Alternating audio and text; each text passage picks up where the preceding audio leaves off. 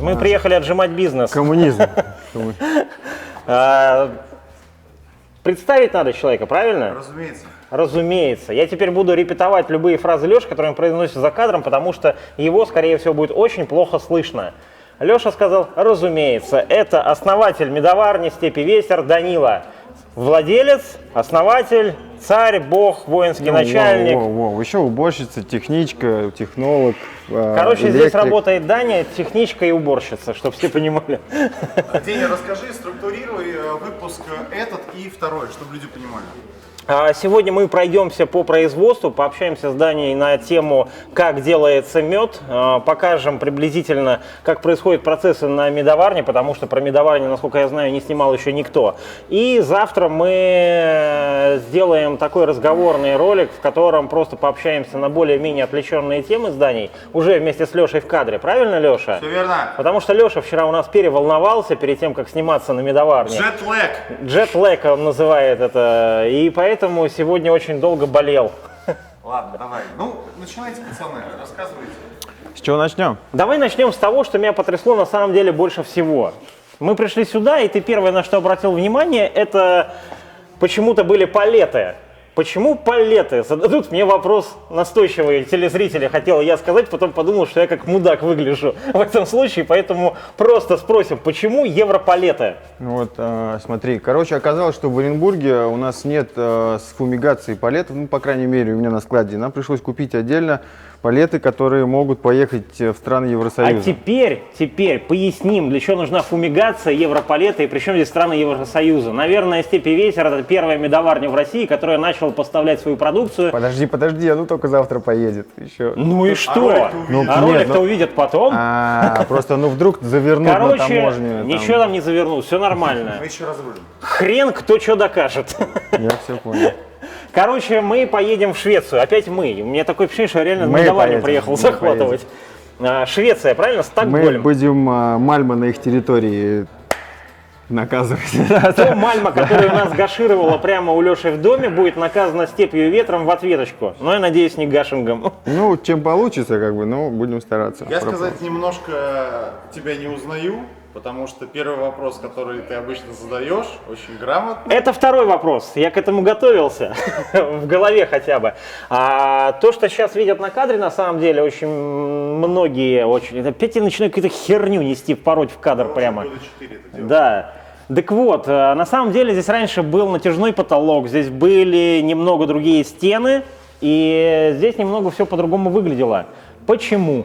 Потому что эта медоварня горела. Ничего смешного, кстати говоря. Пойдем покажу. Даня нам вчера рассказывал, как горела эта медоварня. Он говорит, сижу в офисе, вижу лампочку или что-то там было. Да, нет, я сидел вон там, как следственный эксперимент сейчас расскажу. Сидел, готовился к документам, там талмуд документов собирал, услышал звук, повернулся, вон там. Леша, вон там, покажи вот туда. Вон там, в верхнем углу. Там висели лампочки, большие такие. И они были еще на алюминиевой старой проводке, и она начинает таким маленьким огоньком гореть. Прям как зажигалка. Я спокойно подошел, думаю, что делать? Беру пистолет водный, попробовал, он не добивает. Понятно, что автомат я отключил, все. Но он уже начал потихонечку разгораться, и натяжной потолок загорелся. Возможно, он из-за сала или... это старая херня была. Она загорелась и стала расползаться. И падать кусками я тушил пистолетом, что успевал, а потом... То есть огонь горел сверху, а то, что падало вниз, ты тушил? Падало на меня, я не знаю, что бы я делал в такой экстремальной ситуации, но, по-моему, это не очень хорошая затея изначально. Слушай, я боролся как лев, я спасал, предприятие. У меня не было тогда огнетушителей, кстати. Давайте здесь постоим, потому что мы вначале про здесь расскажем. Так большой кусок упал вот сюда, а здесь как сейчас лежали коробки, только их было больше и кек. И это стало все гореть, и когда кеги стали взрываться и закидывать тут уже огнем все, я уже перестал бороться. Пошел, то есть кеги горячие взрываются, и куски горячей пластмассы нет, разлетаются в основном это просто картон был и натяжной потолок там куда-то падал. Я пошел, собрал документы, начал выходить, а дверь закрыта. Я сидел ночью, часов в 11, наверное. Извини, перебью. Для тех пивоварен, которые еще не горели, прежде всего, когда у вас на пивоварне происходит пожар, идите в бухгалтерию, берите документы. И только с документами вы можете выйти из горячей пивоварни. И я начал открывать дверь, а кто-то из последних уходил, видимо, думал, что меня нет. Я был тогда без транспорта, я был без мото. И То есть тебя заперли? Да, меня заперли, и я начал пробовать выходить, закрыто. И я такой со спокойным шагом начинаю подниматься вон там по лестнице наверх. И уже когда шагнул туда, я понял, что дым-то весь наверху стоит. И я там уже, как ихтиандр, начал пробираться к двери, она была закрыта тоже, но благо она легко ногой поддалась, я ее там вскрыл, короче, и убег. Ну, в общем, сгорело нахрен весь мед, весь сок, все кеги, коробки. Убыток такой тяжеленький. И по договору аренды я был ответственный за все, что здесь происходит, включая электропроводку. Это как бы моя вина в том, что я не проинспектировал ее, и убыток соседям тоже лег на мне. И я, кстати, когда узнал, что Мьёльнир собрал 700 тысяч пожертвований на свой пожар, я подумал, блядь, я бесплатно сгорел. Думаю, что, блядь, можно было, что ли? Думаю, блядь, как бы было бы ништяк. Да, если кто не в курсе, пивоварня, Мьёльнир это тоже медоварня, и она тоже в этом году горела. Но у них там все попроще, у них, по-моему, только офис сгорел, и все. Да. Поэтому то, что вы сейчас видите, это то, к чему сейчас Даня стремится с точки зрения дальнейшего развития. То есть сейчас делается ремонт, и Даня вообще хочет сделать, насколько я понимаю, HACCP-систему. А HACCP-система, чтобы все опять же понимали, это история про Европу, Америку, где не пересекающиеся товарные потоки, где склад отдельно от производства в разных помещениях, и все очень-очень кучеряво с точки зрения законодательства и технологических процессов. Мы начнем про склад тогда. Раз уж мы здесь оказались, то склад. Это все под отгрузку, Это да? склад. Да, готовим. Что-то здесь стареет потихонечку, потому что нам надо, чтобы это немножко постарело. Но раз в 2 недели, наверное, он обновляется сейчас. То есть раз в 2 недели все, что мы здесь видим, уезжает и заставляется новым. Да. Нет, отправляем раз в неделю, но где-то в средней отгрузка, наверное, в половину вот этого сейчас. Мы не так много продаем. Я, кстати, вот там вот вдалеке, Леша, если ты можешь увеличить, вижу крайне знакомые очертания. Это бочки. И очень бочки похожие. Ну, ты мне уже об этом на самом деле говорил, но если бы я не знал об этом, я бы все равно спросил, а что, ты у тебя как у Brew Division, что ли? Потому что Brew Division в свое время, не очень давно, купил эти бочки в Армении, бочки коньячные, и ты собираешься в этих бочках тоже что-то выдерживать. Ну, вообще, я брал их прям под то, что мы с тобой долго-долго обсуждали в интернете, потому что, мне кажется, карамель к коньяку отлично подходит, типа спойлер. И поэтому Андрей любезно мне предоставил, кстати, денег еще даже с меня не взял, даже не сказал, сколько я должен. Сказал, я тебе отправлю, там разберемся. Поэтому... Андрей, спасибо, не звони ему, все нормально, бочки дошли, денег не будет. Но вы держитесь. Да, но вы держитесь. У меня вопрос. Какая площадь? 328,5. Какая аренда здесь?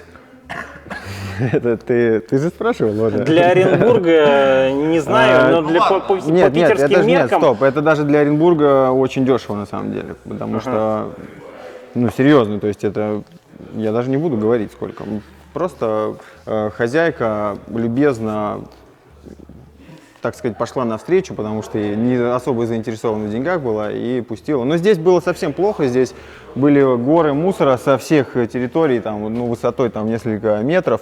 И то есть она как бы запускала меня из расчета, что я просто вдохну жизнь в это место, и как бы в дальнейшем, это экономически выгоднее потом его сдавать дороже. Наверняка, когда я съеду или сейчас закончится договор аренды, мне поднимут наверняка, потому что заезжал, это был прям совсем... Слушай, а моющиеся полы вот эти все, здесь какое-то явно было пищевое производство, здесь явно что-то с напитками связанное. Здесь производство было, Водолей это называлось, и здесь делали квас, лимонад на весь город. Очень крупное производство, там заезжали квасные машины, там стоял розлив на улицу, здесь были чины брожения. Это типа того, что желтые бочки с квасом, которые потом по углам улиц стояли. Да, но они продавали их очень много, они делали еще лимонад, минералку. Место с историей.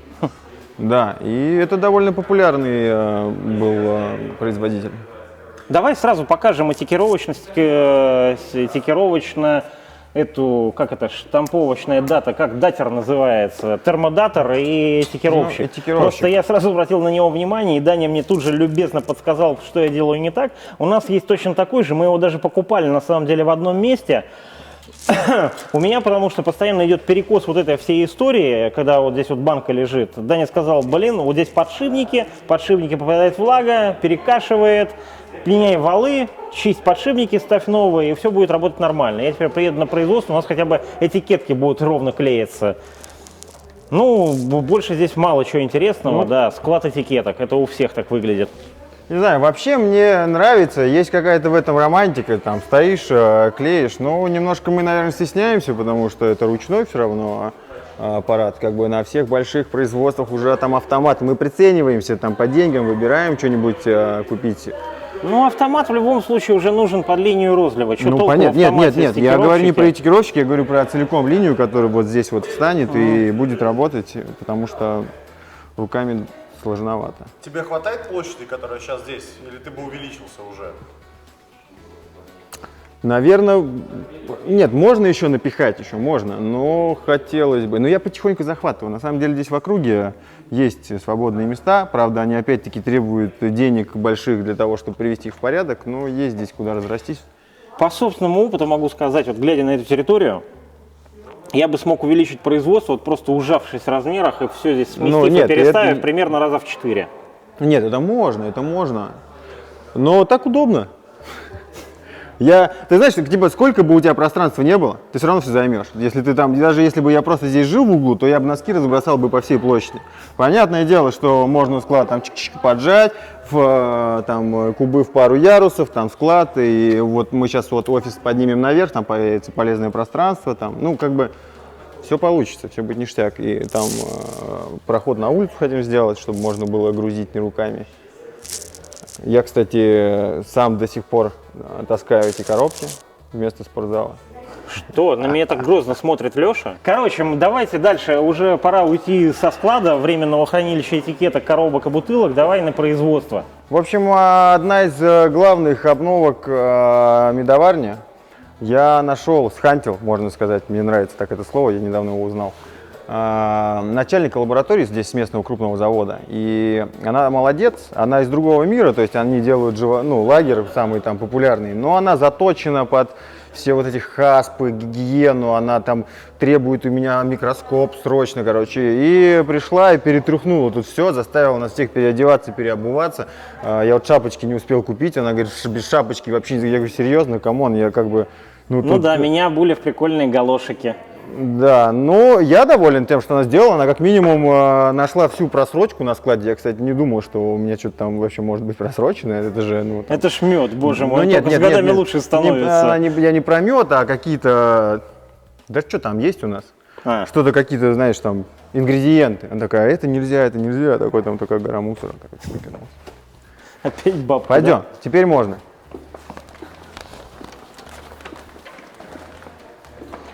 Ну, собственно, здесь магия происходит. Ну, вообще ничего магического особо. Все довольно скромно и просто. Так, начинаем. Давай я начну задавать вопросы, а ты будешь на них отвечать, и, по-моему, это будет логично. Первое, вот это вот бак для воды, я правильно понимаю? Ну, это разве похоже на бак для воды? Нет, да. Что надо сказать? Зачем баку для воды шпунт-аппарат? Нет, да, все, вижу. Слушай, ну это форфас. Это форфас, в котором самый мы охлаждаем. обыкновенный. Да, вообще на самом деле оборудование довольно примитивное. Ну, если поговорить о пивных или С заводских... точки зрения пивоварения, да, но по факту это мы имеем винодельческое оборудование. Ну, это не совсем даже винодельческое. Все это строилось самостоятельно, исключительно опираясь на опыт. То есть просто пробовалось и опытным путем устанавливалось, что так это работает. То есть вот этот форфас, он, ну, по сути, пивная штука, но отлично подходит для насыщения. Емкости винные, ну, например, в виноделии совсем не нужен варочник, и поэтому это что-то среднее. А емкости винные откуда привозились? Это хорватские, Литина. Ну, то есть ты из-за границы вез какое-то нет, у нас есть оборудование? Нет, это новые емкости. Это новые емкости, в ипотеку купленные были. Я их покупал все по чуть-чуть. Так получилось, может быть, я не прав, но инвестиции не привлекали какие-то большие. Там что-то там кредитовалось, что-то там с партнером покупалось. А их можно приоткрыть? Нет? Все, Не нет, надо. открываем. Я тебе, если хочешь, я налью с каждой емкости тебе попробовать и расскажу, что там происходит в настоящий момент, но туда лазить не надо. И поэтому так произошло. То есть варочный порядок изначально покупался доктор Губер. Губер? Да. Он же дорогой, как ведро с ураном. Да нет, тогда он стоил довольно недорого. И... Самые дорогие самогонные аппараты в России. Ну, может быть, качественные, слушай, но очень дорогие. Ему много лет, и он работает, этот чайничек, замечательно. Делает то, что от него Давай требуется. покажем чайничек-то поближе. Чайничек. Нет, понятное дело, что я его уже весь перебрал. Тут неоднократно менялись Да, тены, доктор Губер. что-то подваривалось, в автоматике менялись узлы, но в целом он справляется. Давай тогда сразу поясним. По ним получается, раз здесь есть варочник, то мы имеем как минимум две разные технологии на твоей медоварне. Это, проходи сюда. Это первое, то, о чем мы говорили, это так называемая американская более технология. И вторая, это все-таки там, где мед разогревается, подогревается. Слушай, давай я расскажу, как это было. Давай. Потому что, когда ты, вот мы уже не первый раз с тобой разговариваем, когда ты говоришь про американскую технологию, и вообще мы в чатике там с медоварами обсуждаем, и я вообще везде говорю, да, американская технология, да, конечно, ну так оно и есть, но изначально это не так происходило, это кровь и пот. Я когда начинал заниматься, я совсем не знал, что американцы что-то это делают. Я просто пробовал сбраживать, и если это не происходило, я был раздосадован и начинал вникать, что это может быть. Я менял поочередно ингредиенты, я звонил поставщику, то есть там сварил мед, поставил, он заглох, почему-то не добродел. Начинаешь вникать, разбираться, попробуешь там кислорода, раз, он дальше продвинулся, но заглох. Потом я там дошел до прикорма и опытным путем установил, что там за раз его задаешь, ну и по графику брожения смотришь, что темп вначале быстрый, а потом опять замедляется. Опытным путем было установлено, что если разделить на 2-3 части, то работает это быстрее, ну для того, чтобы быстрее выбродить мед, и он сел. И как бы уже потом, когда кто-то сказал, это тосно называется, я говорю, тосно, ну, Тосно это 2, на самом деле. Да, тосно 2, хорошо. И то же самое с варочником. Ну, то есть, грубо говоря, ты здесь, в отдельно взятой Оренбургской, грубо говоря, области, выдумал американскую технологию Тосно-2, Слушай, ну нет, не зная о том, что она даже существует. Это звучит слишком как-то, я не думаю, что... Мне же как бы так или иначе подсказали, я же не выдумывал, мне просто поставщик винных дрожжей, я говорю, слушай, ну что-то не тянут мои дрожжи, давай попробуем другие. Она говорит, ну, может быть, попробуем покормить их, типа в вине это работает. Я говорю, давай, и все. Это уже потом я начал смотреть, оказывается, американцы сделали калькулятор, и можно точнее подсчитать дозировки, там, и чтобы экономить. У них там прям по секундомеру все там, через сутки, двое-трое, там, через 2 недели, поэтому, определенные дозировки и все остальное. Поэтому, когда речь идет о тосно, я говорю, да, тосно. И то же самое про оставленный вареный мед. То есть я там говорю, да, это там американская технология вареного меда, на самом деле это просто нищебродство. Ну, по сути, у меня был маленький варочник, и мне нужно было делать больше. Я ставил эксперименты, я пробовал варить мед и пробовал не варить мед. Так. То есть пробовал кипятить весь объем, пробовал не кипятить весь объем, смотрел результаты скорости брожения, скорости осветления и по сути не заметил разницы. Но если ты используешь корм, если ты там, ну, это незначительно. То есть вареный мед, он там быстрее осветляется или еще что-то. И как бы я не задумывался о том, что это там древнеславянский какой-то метод, там ставленный или вареный. Я просто делал, чтобы было быстро, чисто и эффективно, короче. Поэтому... Так, а у тебя какие сорта выходят из варочника, а какие бродятся с помощью вот этого американского метода? В смысле, все бродит с помощью американского метода. Я не кипячу. Так, тогда поясни для зрителей, для чего нужно вот это.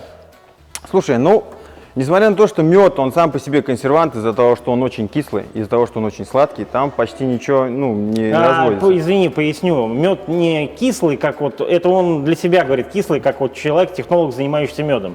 Для нормального человека, естественно, мед просто сладкий, но кислотность в меде именно повышенная. Высокая, да. То есть это скорее это из области технологий, не обращайте внимания, что мед кислый. Насухо выброженный мед, когда из него сахар весь дрожжи съедает, он, ну, кислый, ну, поэтому... И варочник... То есть то, что вы, когда едите мед, на самом деле это баланс сладости и кислоты. И если вы из этого уберете сладость, то наружу выплывет винная кислота. Вот и все. Ну, она не винная, но да, как Кока-Кола. Ну, не винная, да, я имею в виду стилистику, что она в винную стилистику.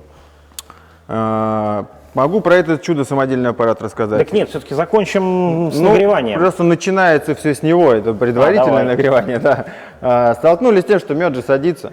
У меня, кстати, просто медовары периодически спрашивают, ребят, как Что поступаешь на такое производстве? садиться? Засахаривается, становится жестким и не поддается. Зимой же он дубовый. Ага. Его нельзя туда внести, иначе мешалка загнется или еще что-то. Мы сварили из нержи на тене 1,8 киловатт на терморегулятор от теплого пола. Нержу нашли где-то здесь на базе, разварили, и он вмещает идеально 4 кубика меда. Да, здесь очень тепло. И мы просто его немножечко топим. Сейчас, кстати, мы торопились, поэтому вначале запускали. Ну, то есть, грубо говоря, это просто термоемкость, чтобы разогреть Да, канистру чтобы с перед медом. варкой разогреть, и чтобы они туда вносились хорошо.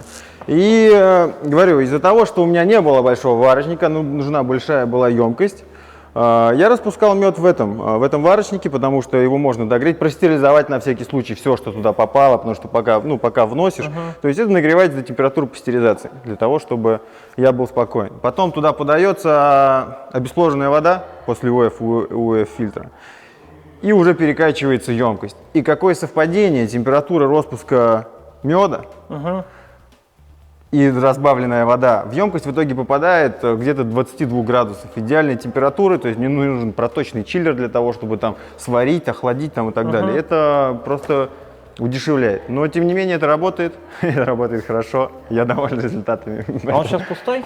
Да. А его открыть можно? Да, пожалуйста.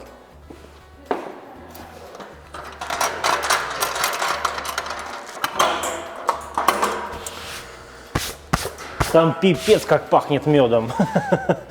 Ну, слушай, в нем пахнет медом, потому что я карамелизировал для вас мед, отдельная боль, потому что на пароводяной рубашке... Отдельная боль, потому что ты его карамелизировал, или отдельная боль, потому что для нас? Оба. Понятно. Температура карамелизации, она от 105 градусов, то есть там начальная температура 105, когда это начинает что-то во что-то превращаться. Дальше 107, там зависит от того, какую карамель делаешь. Здесь рубашка пароводяная, а в варщиках карамели она масляная. То есть тот может разогреть, а этот нет. И для того, чтобы закарамелизировать мед, мы там раскочегарили его до 105 градусов, чтобы хоть чуть-чуть приблизиться к нужной температуре, там давление, он там, около 9 часов он пыхтел. Но мы, кстати, закарамелизировали, я могу показать, что получилось тебе в рюмочке, хочешь? Так вот, сделали карамель для того, чтобы получился баше. Сейчас вот он... Давай вот сразу расскажем, что такое баше. Баше? Да. Что? Медовуха из карамелизированного меда. Мед. Не, просто, чтобы ты понимал, никто не знает в принципе, что такое баше, те, кто нас смотрит. Я думаю, 99,9% вот людей, которые сейчас сидят у компьютера, у телефона, еще где-то такие, баше, прикольно. Только что это такое-то? Нагретый мед до температуры карамелизации, когда появляется цвет, я тебе сейчас расскажу, это ты то, что сейчас пробуешь, это еще бродит, еще будет осветляться. Но по факту то, что я сейчас пробую, это уже достаточно спиртуозный напиток с яркой карамельной ноткой.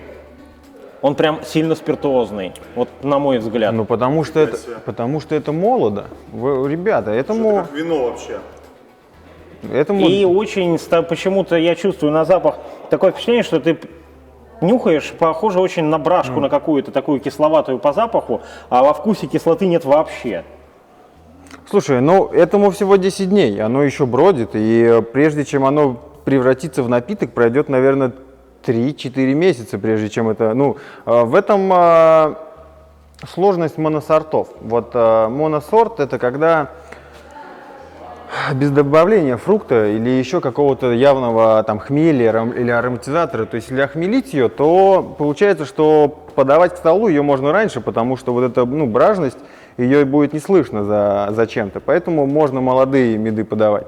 В случае с баше это чистый мед, и, соответственно, он будет пахнуть неприятно еще очень долго. Вот, например, есть липа, то есть 100% липовый мед. Давай тогда сразу покажем, что это и как это. Здесь, в общем, стоят в долгую. Это то, что Я хочу там с кем-то заколлабить. У меня, кстати, есть такая безумная идея отправить куда-нибудь в Куб. Я не знаю, насколько это возможно транспортными компаниями. Но мы об отправить. этом говорили как раз. Я тогда не Да. понял, каким образом ты хочешь это сделать. Вот, Ну, видимо, потому что вот этот липовый мед, он уже давно отбродил, но пахнет он еще совсем неприлично. То есть пройдет очень долго времени, прежде чем он дозреет, и какие-то там ноты липовые появятся. Сейчас он пахнет серой. Это проблема вот моносортов, особенно крепких, ну, чего-то там поплотнее.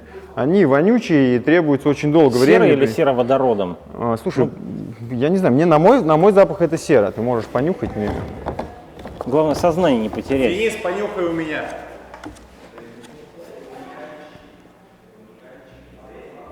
Ну, не так уж и неприятно на самом деле. Ну, да, это- есть какие-то оттеночные такие Слушай, сернистые нотки, но зная нашу аудиторию, зная гиков и прочего, если ты говоришь, что это липовый мед, то липа, она должна быть там прям в Липой. голову, да, поэтому, не знаю, возможно, это во что-то превратится в какой-нибудь меломель, но ты пока я это просто... оставишь.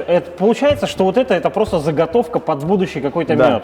да, возможно, Который это в там... дальнейшем будет добавлено либо какие-то фрукты, либо ягоды, либо это будет что-то чистенькое, но разбавленное, соответственно, до нужной градусности. То есть это заготовка. Да, но нет, вообще изначально цель была сделать моносорт, потому что у нас это не продается. То есть нет в Untapped или вообще где-то хорошего меда, который сделан, ну, вот, чисто базовый мед. То есть нет, где-то я там у ребят видел в тапке, там какой-то там кто-то делает. Но это еще не продается так, ну, массово. А я бы хотел, чтобы получилось сделать, ну, вот как пиво, вот, которое пиво-пиво, мед, который только из меда. Но для того, чтобы он стал прям вот действительно хорошим, нужно очень много времени. Он, скорее всего, отсюда он отправится в бочки, там простоит там, еще, может, полгода. И потом, да, это будет крепенько, но это будет прикольно. Но много времени. Поэтому просто забыл про него, и все. Потом, когда он перестанет... Благо территория. Блин, я вот смотрю, на самом деле, сколько у тебя есть территории, свободного места, и просто горючими слезами обливаюсь внутри себя, потому что мне столько, это просто нереал какой-то. Так вот, с баше какая штука. Ты знаешь, когда я его только сварил, это пахло супер. Это было прям петушки леденцы, помнишь такие вот, Да. которые, это было прям супер. Но когда это перебродило, видимо, сахар они съели, и осталась только горечь вот карамельная, и ароматика немножко сбежала. Скорее всего, когда это все добродит, когда это все сядет, мы карамелизируем еще порцию меда и внесем уже после брожения, ну, для того, чтобы это стало сладеньким, потому что сухое, и чтобы ароматика была годная, чтобы это было прям карамельно-карамельно. А вот эти вот более светлые бочки, это с чем? Называется он среди пасечников Донни. Но если честно, я не видел и я не знаю, как он выглядит. Мне просто дядя привез, говорит, Даня, это Донник. Дядя твой родной дядя? Да, это... А у тебя дядя пасечник? Да. У меня дед пасечник, дядя пасечник, и, ну, дед умер, сейчас дядя только пасечник. У вас это какое-то семейное что-то? Слушай, я, короче, с дедом всю свое детство тусовался на пасеке. Тут меня отправляли в деревню, я там жил, и дед меня забирал на тракторе, ну, всяко лучше с дедом на пасеке, чем... Что за трактор? Т-25. Т-25. Т-25 классный трактор, и он там цеплял пасеку, мы выезжали в лес и... Это я пытаюсь на неточностях поймать. А я думал, что шутка про трактористов. Слушай, есть, короче, такая классная история. У меня брат когда-то купил себе первый телефон, и там было приложение YouTube. И он взял и снял просто как когда-то, ну, там наша родня на этом тракторе едет в лес зимой. И там мой брат двоюродный с бутылкой пива, такой, знаешь, соской пластмассовой, толкает, потому что он по снегу, у него блокировок нет, он по снегу не едет. И он такой, ну, пьет это пиво и толкает его такой одной рукой. И, короче, брат, я не знаю, зачем он взял и залил это на YouTube. Это было много-много лет назад, это единственный ролик, который он залил. Он, по-моему... А потом окажется, что это второй ролик в истории на YouTube. Вот после первого ролика на YouTube исторического про поход в зоопарк, второй ролик залил родственник Дани, где он пьет пиво и одной рукой-то оттолкает трактор. Он называется, по-моему, Т-25 по снегу. И, в общем, там около 6... Короче, дофига просмотров. Я удивился, что там кто-то смотрит это, и там куча комментов, включи блокировку, там чего-то. Вот это, если кто-то найдет, это вот наш трактор, на котором мы ездили на пасеку. Чуешь степень, да? интеграшка какая грамотная. Ну, камон, нет, это, слушай, YouTube-канала. нет, я не могу даже удалить это видео, я не знаю, как он туда это сделал, как он залил. Короче, всем надо реально найти ролик, как еще раз называется? По-моему, Т-25 по снегу называется. Там, где Т-25 чувак по толкает снегу. трактор и бухает пиво. Слушайте, парни, можно мне задать вопрос?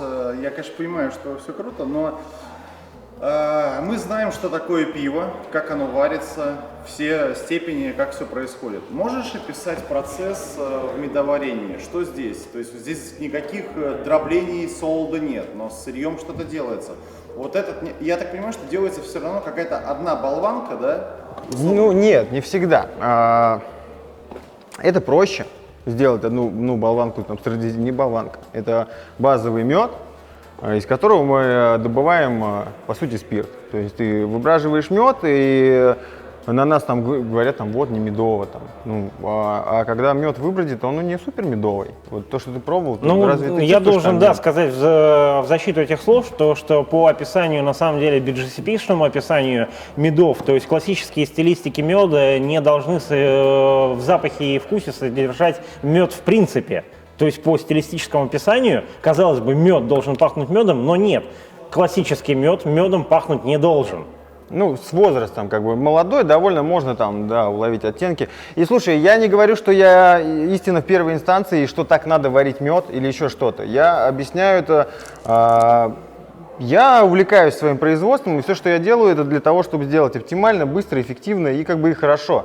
И поэтому я делаю базовый мед, потому что мне легче так подсчитать предсказуемость. Для того, чтобы людям заходило, нужна повторяемость результата.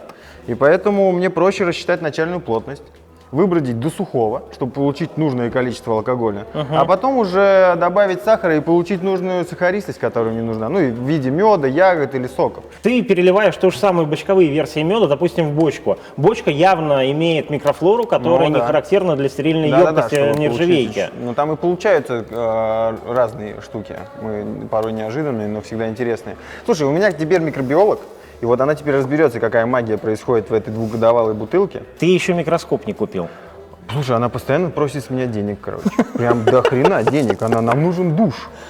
Я говорю, помойтесь дома. Ну, по хаспу это положено. Да, она говорит, нет, нам нужен душ. И теперь, блин, мы будем делать душ. И она хочет. Но ты вначале все-таки микроскоп купи. Она хочет за 120 кусков микроскоп. За 120? За 120. Это вроде недорого. Ну, как бы недорого. Мне офис надо доделать. Ну, будет она в чистом поле, но с микроскопом. В общем, вот, но я еще скажу, что порой, например, такая штука не срабатывает, если мы делаем какие-то эксперименты, или, например, если мы хотим получить сухой. Вот тот мед, который продается, это всегда, то есть каждую партию, не каждую партию, вот каждый раз, когда он попадает в фарфас перед контрольным розливом, я всегда пробую сам. И из-за того, что мои вкусы меняются, видимо, стареют. То есть раньше я делал сладкое, теперь мне нравится немножко более сухое.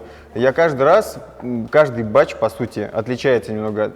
Вот сейчас вот микробиолог возьмется за это, и мы будем делать более ровно, потому что я, например, попробую, и у меня, мне кажется, сладковато. И мы будем это переделывать, пока не сделаем это так, как должно получиться, там, по суше. И сейчас мне нравятся более сухие всякие штуки, и вот такой метод не позволяет, например, сделать что-то соком, потому что будет слишком сладко. Ну, или добавить, если добавить сухое, достаточное количество, чтобы получить тело богатое. Потому что у пива, у него солодовое тело, там много голову ломать не надо. А если мед перебродить его чисто, то тела будет мало. Ну, ты пьешь и пустовато. И вот это тело, да, и это тело может создать либо танины ягодные какие-то, либо тела фруктовые, либо сладость. Но когда ты делаешь достаточно сладко, чтобы было полное тело, то это приторно и невкусно. Поэтому тебе нужно все-таки перебродить большую часть, допустим, чтобы получить максимально плотное тело, из ягоды, допустим, достать. И поэтому удобнее разделить на два. Перебродить часть, потому что после брожения теряются, конечно, все, что ты закладываешь на первичную варку. То есть ты ягоду, если ее перебродишь изначально, то потом от нее мало чего остается. Поэтому для того, чтобы получить по суше, там в случае, допустим, сока, если какой-то там используешь сок, то лучше перебродить часть в начале, а потом добавить нужную сахаристость тебе на выходе. Либо можно перебродить весь, чтобы получить сухо.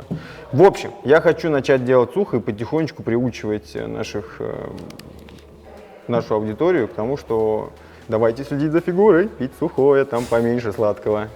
Еще хочу заметить, что несмотря на то, что Даня говорит, пробую продукцию на выходе, каждую партию, по факту этот человек на самом деле не пьет. То есть пробовать ты пробуешь, да, но в реальной жизни ты не употребляешь алкоголь. Нет, это неудобно немного. Ну, нет, на самом деле я просто не умею его употреблять. Когда я употреблял его каждый день много и каждый день в дрова.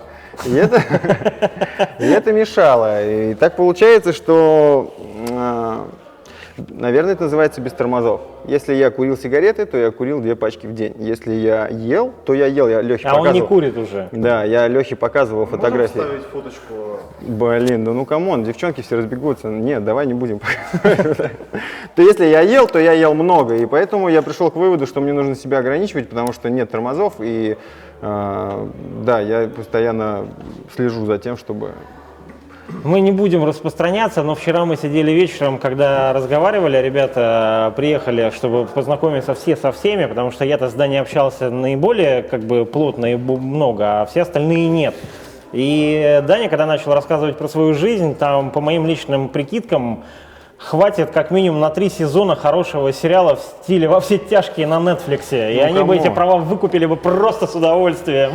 Но мы это потом пообщаемся, когда будем разговаривать. Ну ладно, мы закончили на том, что мы сварили мед, да? Да. Сварили мед и обезбоженной водой отправили его бродить в емкость. Стоп, у меня еще вопрос, который мы не коснулись. В пивоварении, на мой взгляд, очень важна водоподготовка. Что здесь происходит с водой?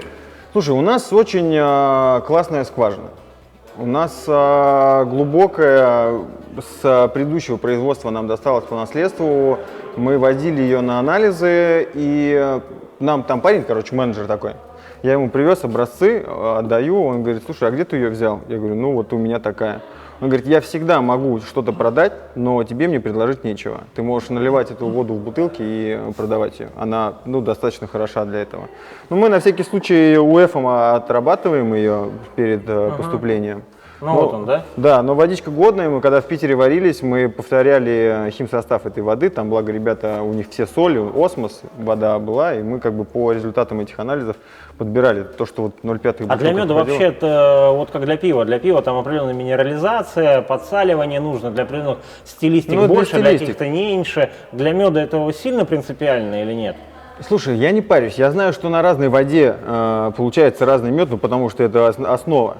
Но мне нравится то, что у меня получается, и мне этого достаточно. Я не знаю, на какой воде делают там американцы или европейцы. Я делаю на своей воде, мне нравится то, что... Кстати, вот эта штука, если интересно, это вон там гомогенизатор. Это всеми ненавистные и одновременно любимые смузики так делаются. Это гомогенизатор, который измельчает в эмульсию соки, не соки, господи, пюре, ягоды. То есть это как очень быстрая мясорубка, которая там там по факту там мешалка. Это просто мешалка, да, то есть сюда базовый хороший мед, который например, типа там липа какая-нибудь, или что-то там довольно старое, которое уже не пахнет ничем, которое уже можно пить сухое, и оно приличное. Оно заполняется, добавляется от объема, поэтому мы мало делаем смузи, потому что у нас вот такой, он 600-литровый. То есть подожди, он просто, получается, размешивает, это мешалка, и все. Нет, он измельчает в эмульсию. Из-за того, что фракция там крупная, она садится на дне, и это неравномерно делится. Понимаешь, получается, что ты продаешь, допустим, кегу, и первые люди пьют смузи и ставят тебе 5. А потом, когда смузи заканчивается и начинается лить жижа, прям видно по истории Untapped, видно там 5, 5, 5, 4, 4, 4, 3, 3, 3, 3, 3. А ты прям следишь за этим, да? О, да. И это, отдельная история, Untapped.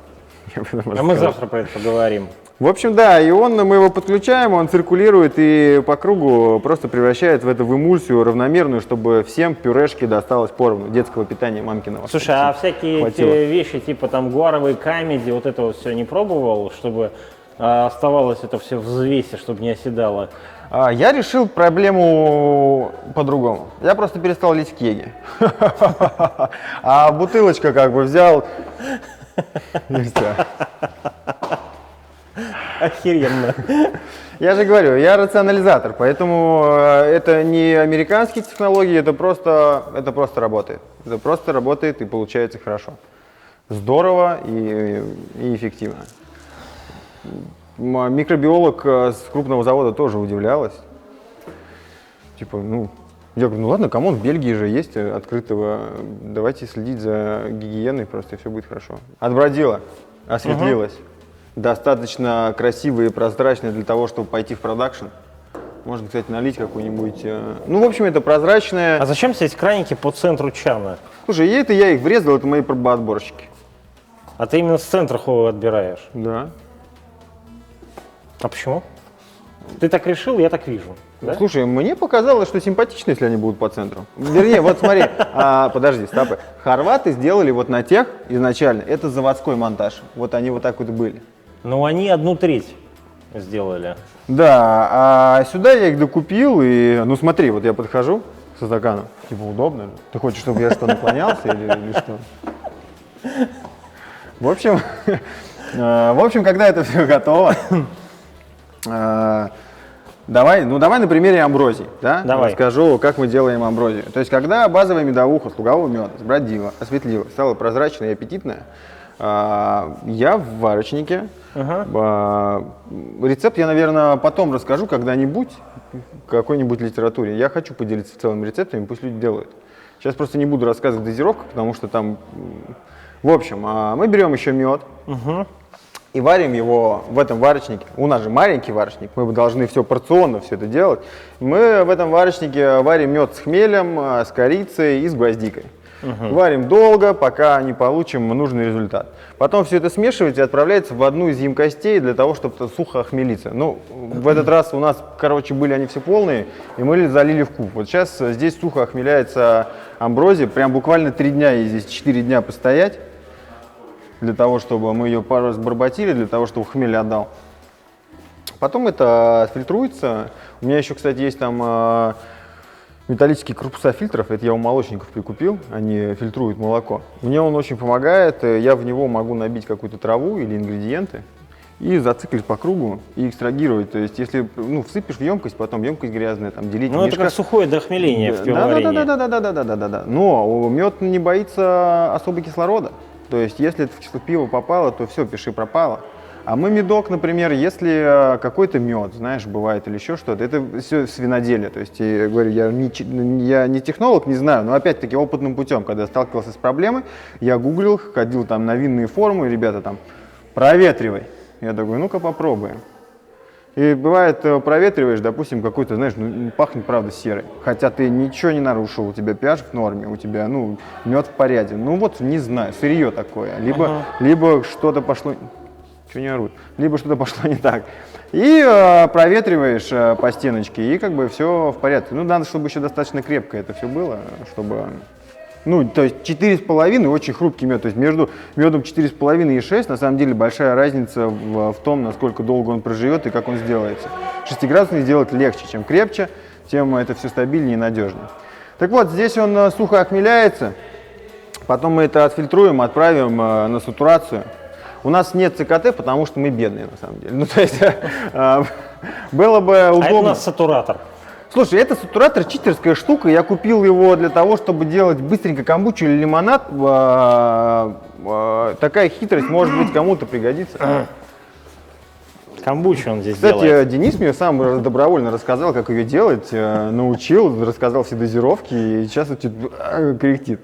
Спасибо, Денис. Он играет на камеру. И очень удобно. Главное охладить предварительно. И если что-то быстренько разлить, то... с медом мы так не делаем, потому что хрен его знает, не знаю. Мне кажется, это какое-то слишком насильственное устройство, оно впихивает туда углекислоту. А какая разница, как эта углекислота привнесена в напиток? Нет, смотри, потому что мед так или иначе, он должен в фарфасе перед розливом охладиться. Так. Вот пока он здесь охлаждается, он под давлением насыщается углекислотой и нет нужды никакой его там сатурировать. Ну Он в все этом равно смысле, бляха-муха да. будет долго охлаждаться, и он все равно за это время насатурируется, как насатурируется. И потом мы его оттуда холодненький уже льем, там, кеги и так далее. Слушай, а почему у тебя вот на этих двух емкостях нет застежек, а вот на тех есть? Слушай, короче, это проблема вот этих больших емкостей. Из-за того, что... Застежки это, чтобы все понимали, вот эти вот штуки. Я просто, у меня глаз резануло, здесь Сейчас есть, я вам здесь нет. опять-таки расскажу. Господа, когда был пожар, здесь, вот в этих винных емкостях, они довольно удобные. Они имеют плавающую крышку. То есть можно там полтонны сделать. Ты крышку установил, насосом подкачал, и они встали в нужное время. Они лежали у меня вон там, и они все к херам сгорели. Стоят они дорого, и заказать их как бы очень проблематично. А вот эти вот большие емкости, из-за того, что металл довольно тонкий, они деформируются. И вот эти крышки не садятся на них. Поэтому они сейчас пустые, потому что на них нет застежек. Потому что она не закрывается, она, видишь, щелью. Поэтому мы сейчас ждем. Это вот ребята местные, Inox Оренбург, кстати, молодцы, помогают нам совсем. Они приехали и говорят, давайте мы сейчас сделаем. И мы натягиваем крышку, чтобы было хорошо. Понятно. Бочки. Вот что это за бочки? Про те мы уже поняли, рассказали. Это красные винные бочки. Что там находится? Ой, слушай, мы прям вот на днях все слили, мы сейчас их будем заправлять. Вот одну бочку господин из Нижнего Новгорода почти всю купил. Просто он узнал, что есть бочка, он говорит, разлей мне в кеге, я заберу в Джос-спот на Нижненовгородский. Такой молодец, он прям почти все забрал. А вот эту я не хотел разливать, она очень долгая, это очень крутая штука, мне лично нравится, сладковатая. Крафт Репаблик попросил его поздравить с днем рождения. И как бы я же не буду одну кегу наливать ему. И мы ее слили. Но ей А поздравить с днем рождения это бесплатно отдать? Не, они покупают. Это, ну, у всех же такая штука. Я сейчас почти уже выдумал новый бизнес-план, схему, где день рождения раз в месяц и погнали. Они же приглашают друзей, гостей и хотят чем-то порадовать своих гостей. И поэтому просят что-то, ну практически каждый бар на свой день рождения просит, дайте нам что-нибудь. Вау! Собственно, поэтому липа там и стоит. То есть настанет день, когда кто-то позвонит и скажет, у нас там день рождения, нам что-то нужно. Вау! Я такой, у нас есть липа. Сейчас мы... Да, у нас день рождения. Да, конечно. Рассказывайте. Так, а еще один вопрос. Я пока вот сейчас снова взгляд зацепился. Вот это что такое? Слушай, это опять к вопросу оптимизации и дешевого производства. Это у нас же, это без рубашек охлаждения. Это тонкостенные сосуды, и зимой они мерзнут, а летом им жарковато. Я спаял из пластика на подводках вот такую на коллекторах и сделал там вход. И там есть, если лютой зимой, там есть отопитель, который поддерживает здесь нужную двадцаточку. А если это лето, то мы пускаем туда воду ледяную. Ну, то есть это вот этот контур, это обогрев. Да, короче, смотри, вот какая штука. Из-за того, что мы делаем это все в разных сосудах и емкостях, мне достаточно не ставить на каждую емкость регулятор, как в пиве, чтобы там раз ЦКТшку. Нет, это круто. Если бы у меня был бы пивоваренный завод на ЦКТхах, я бы пользовался всеми этими штуками и был бы рад. Но так как я имею то, что имею, у меня все емкости бродят на одной температуре.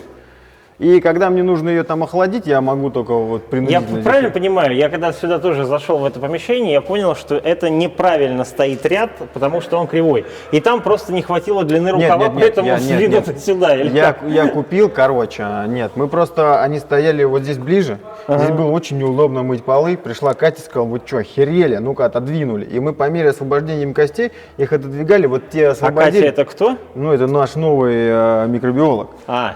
Вот. И до те руки не дошли, на самом деле подводки я уже подлиннее купил. Слушай, не было раньше рохли, да. А как вы вообще в принципе существовали без этого агрегата? Ты знаешь, я вот сам не знаю, я купил, заплатил денег, и я катаюсь на нем как на самокате здесь, так, везде, и прям доволен покупкой. Если есть возможность, ребята, купите рохлю, просто она прям нужная вещь в хозяйстве, в любом. Хотя бы кататься будете. Дань, мы все равно с тобой будем писать еще одно видео, это будет происходить, скорее всего, завтра. Там мы говорим более-менее по таким животрепещущим человеческим темам. Сухо по технологии, никому это, наверное, не интересно, мы, в принципе, все показали. Скажи только теперь, что теперь в будущем? В Европу ты уже отправляешься, в России ты везде продаешься. Да нет, не везде. Ну, не везде, но практически. Ну, Питер, Москва, крупные города-миллионники точно Нет, все. Кстати, в Москве довольно мало. Я тут сам недавно ужаснулся, что мало где в Москве продаемся. Ну, не знаю, планы, да, я вообще решаю проблемы по мере поступления, с планированием, у меня прям паршиво. Я хочу туда баннеры заказать, чтобы там что-нибудь было прикольное написано. Ну, потому что я пытался Отлично. Я пытался отмыть окна от пожара и сажи, и они не отмываются. Вот видишь, я вот докуда достал, и это, короче, все очень плохо. И похоже, что придется их затянуть, ну, зашить вот это все, доделать офис и сделать красиво. Сначала я хочу, чтобы здесь было уютно и красиво, а потом Короче, ближайшие планы у медоварни «Степь и ветер» повесить баннеры. Нет, я вообще хотел, до того, как у меня девчонок много появилось, я хотел, я не знаю, члены какие-нибудь нарисовать, там, хуй пизда написать, там, я не знаю, ну, что-нибудь хулиганское. А теперь, ну, наверное, фрески какие-нибудь медовые сделал, может, соты, что-нибудь, не знаю, есть идеи, предложите, я что-нибудь наклею. Вот. Я предлагаю все наклеить комаров, просто до хера комаров сделать. И мандаринов, да? Так, прошлись мы по производству, вроде как все, что хотели, спросили, более подробно о каких-то более личных вещах поговорим завтра уже в приватной беседе, я даже не знаю, где это будет происходить, поэтому на данный момент мы будем прощаться. Хочу сказать, что Инстаграм «Степи ветра» будет обязательно в описании, то есть, Даня, там, ты же выкладываешь там все, что нужно. Видел, что это нерегулярно и не очень красиво, вот это моя работа, да. То есть теперь, судя по всему, придется, кроме технолога, начать еще нанимать на работу человека, который будет заниматься Инстаграмом. Ну да ладно, все неплохо, это все-таки тоже шаг к будущему процветанию. Все, на данный момент мы прощаемся. А я могу сказать 3 своих каких-нибудь любых слова? Давай. Кега, бутылка, решетка. Все. Слушай, а кега вроде же мужицкая и не склоняется, нет? Кег, по-моему, правильно. Нет?